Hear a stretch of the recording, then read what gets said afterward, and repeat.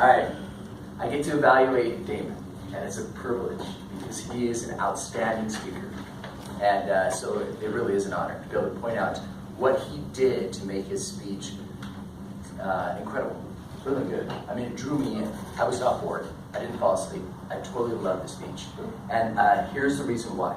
So the first thing he does is he hands, it would have been whoever it was that announced the speech. I can't remember. Oh yeah, that's right. Yeah, where? That's right.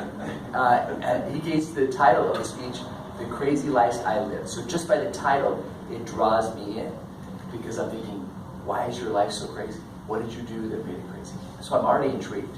And then the cool thing is he brings out an item, this chair right here. So unlike anybody, nobody else does that. We come out here, we just kind of talk and move around. He comes down and sits down in a chair, just conversational. Puts his leg over here, just like this. And he's ready to tell a story. I feel like I'm at a campground and there's like a fire and he's going to tell some cool stories. I like that as well. He had that confidence. Also notice the way he uses the room. So he's telling the story about killing his brother on that go-kart.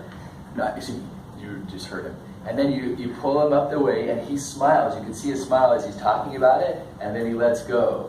And his voice tone is fantastic. He's just the ultimate storyteller. I love that about him. It's really cool. And he pulls you in. He also used some humor like Bill Strubler does. Actually, it's really cool because he used what the style I like to call Rodney Dangerfield. If you know that comedian, he was awesome. He would say, "I can't get no respect." He just downplayed himself so that everybody loved him because we were just like him. In fact, that's what he would do. That's what Damon did. He goes, "You know what? I was rotten. I was getting into trouble." And we all felt like, hey, we've all done trouble things. We've done some dumb things. We could relate with him. That was really cool. And then there's a couple things I want to make sure I point out because they were really cool and I love them. The other thing too is that then he got down on the chair and he got even more real. And he said, I've been to jail. I've had a couple of marriages. And it was like Tim said, he was honest. And he got a little vulnerable. It was cool. So we got to love him. The other thing too I want to put, just one thing you could have improved on before I end my speech, is I wanted more. That's the one thing you could have improved on. More marriages. Why? What happened? I wanted more stories, brother.